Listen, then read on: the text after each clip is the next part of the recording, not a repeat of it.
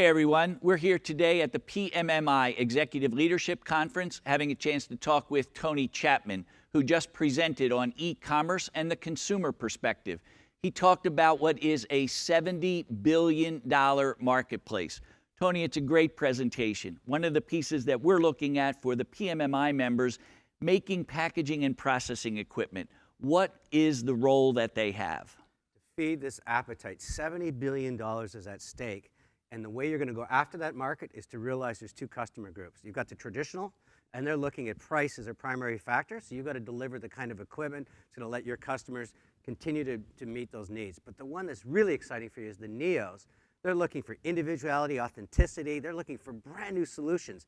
And they're going to demand to have you come into their organization and say, help me with this. Help me find my path so that I can realize that opportunity. So as we take a look at each point that we have as a supplier community to the consumer packaged goods companies, we feel like we're one step removed from the consumer. We can provide great equipment solutions. We can provide great overall solutions, including material. But what is it? Do we have a seat at the table in terms of being that one step removed from the consumer who's making those ultimate decisions? What's important is you take the seat at the table. In the future, the silos are going to collapse and great ideas are going to flow like liquid across the entire supply chain to the manufacturer right to the consumer. So what you have to do is you've got to stop thinking about selling purely to an economic buyer who's only interested in price, or a technical buyer and you just talk about what your equipment does, and focus on the strategic buyer, because the strategic buyer is thinking about what is my business of doing business? What are my customers going to be like in the future? How am I going to meet their needs? If I'm selling into Amazon, I got to talk about package ready. I've got to talk about speed to market. If I'm selling to the Neo, I got to be talking about how to make it more authentic, more individual, more sustainable. Every time, these people are going to come to you and say, I need your help, I need your solutions.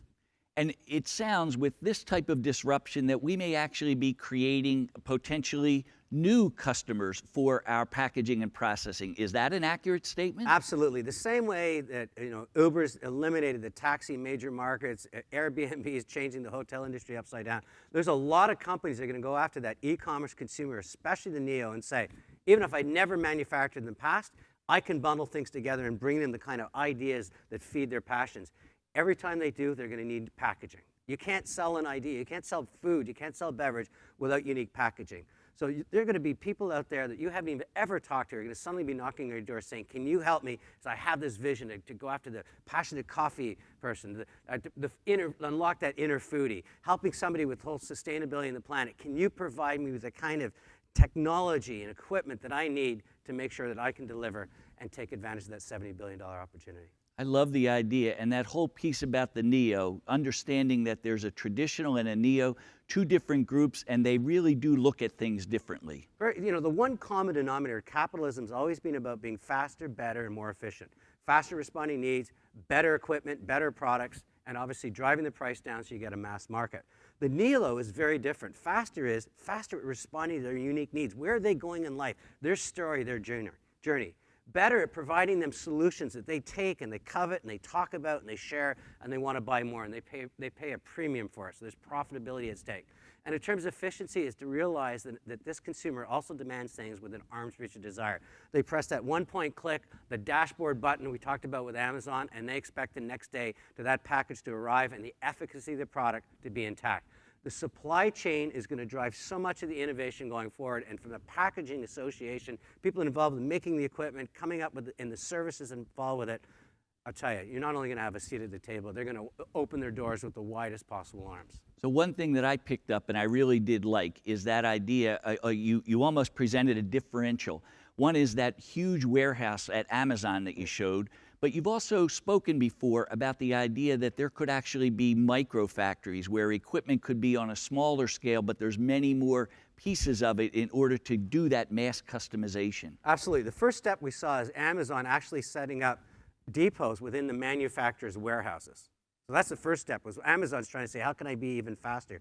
But I think manufacturing is going to be, especially nanotechnology, 3D, we're going to start seeing micro factories happening. We're going to see them behind retail stores. You're going to go in and get fitted for a pair of jeans, and they're going to sew them in the back, and you're going to walk out 2 hours later with a custom. And it's going to be the same thing for food and beverage. So that when you're in the business of supplying people that have that vision, Think about how different your business is going to be in the next year, 18 months, 5 years out. People are going to want things immediately. And the only way they're going to be able to have that is if it can be packaged to their liking.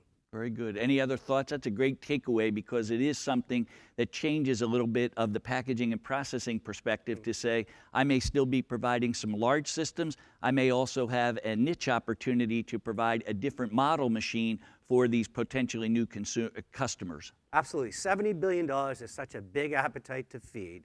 And I tell you that the success you'll have is when you get the psychology of saying, I'm not in the business of just supplying and providing, sort of banging the door of technical buyers, people that might even be going to the website to check you out.